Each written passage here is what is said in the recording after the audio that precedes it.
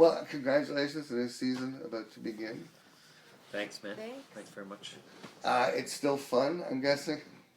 I'll let her answer that. Yeah. Yes, it is definitely still fun. It's that tends to show in the work. You just get that sense when you watch the show that it's as much fun to make as it is to watch. It's the best job.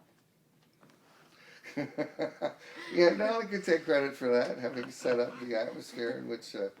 I'm her boss, so she kind of has to say that. All right, you leave, and then I'll get the real deal. That's right. All right, you added this show so quick. Look what I did to Mark O'Brien. What is? Well, now, yeah. There are certain questions posed by the first episode of the season that involve your character, which we look forward to seeing resolved. Clearly, you're not going anywhere. You're here. Yeah, we're going into a whole new territory. Yeah. But there was a thing I was going for in the very first episode. I wanted people to feel her absence, and feel her absence like, is she gone? But it kind of got spoiled by all the web stuff and our certain media, and it just didn't.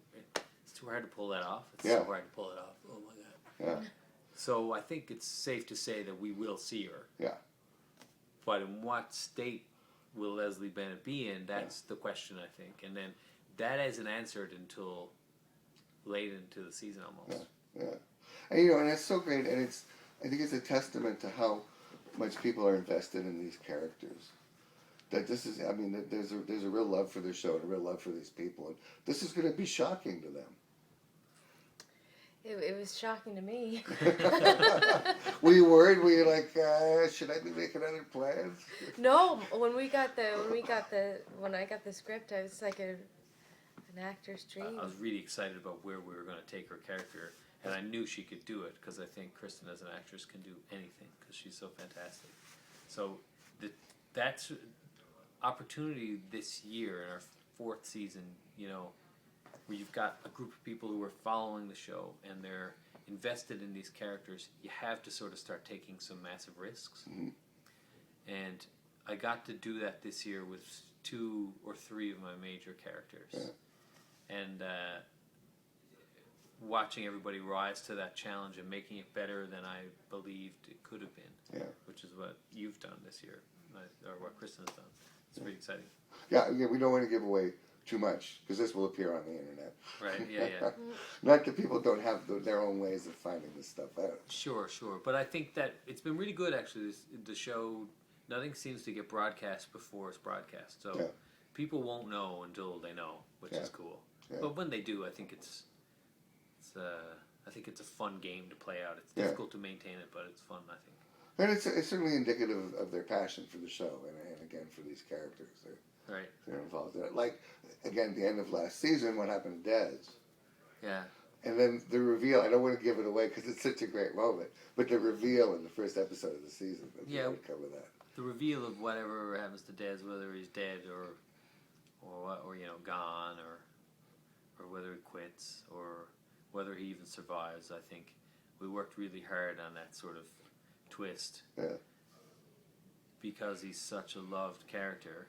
We also had to really take into consideration the fact that these characters, you have to be able to really, if you're going to keep this show going, keep it relevant, you have to be willing to take certain risks in certain areas and sacrifice certain characters and their arcs. And, you need to be able to go with that. So it was fun. It was a fun game to play this year. It was a lot of fun. As a writer, or as a creator guy, why would you keep making the show? It's not just a job for us. Like, it's, for me, it's got to be, you've got to keep pushing it, and you've got to keep trying to make the show tighter and tighter and better and more satisfying and rewarding.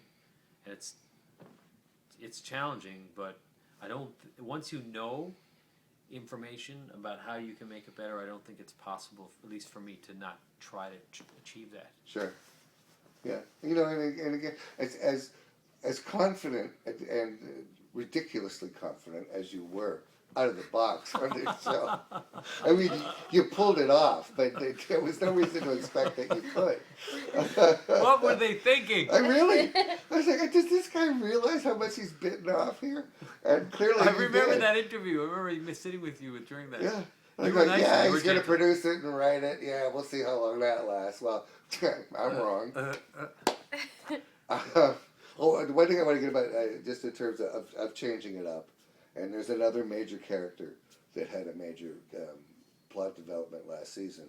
That would be the car. Yeah. That was a big one. Yeah, it was a tough one for me because you watch that scene, we blew up the car, and even talking about it makes me want to cry.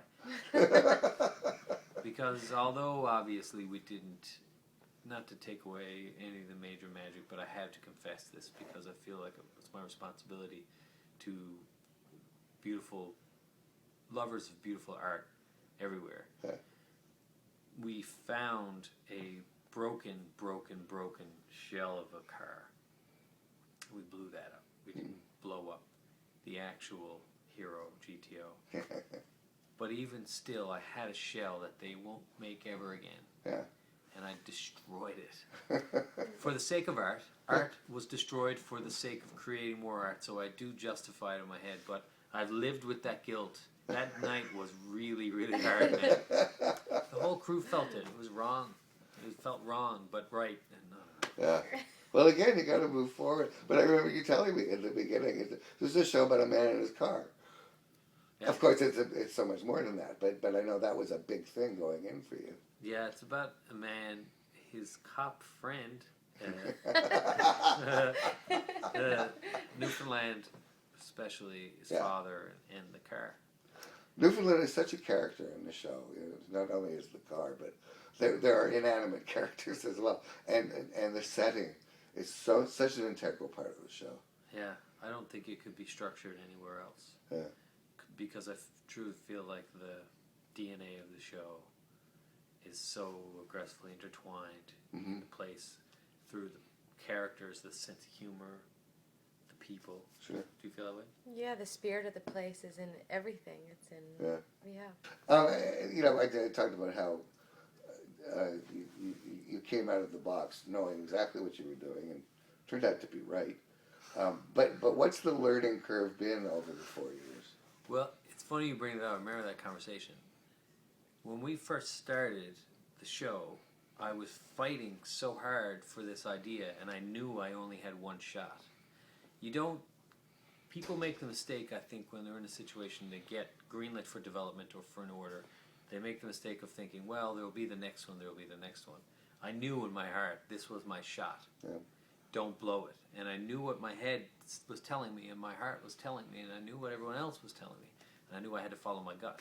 But that naivete of thinking I could do whatever I wanted, whatever I could get done, I could get it done. If I work hard enough, I get it done. Luckily, I think that's what drove me through. If I had known what was really at stake and what would really be involved, I think I would have probably ran.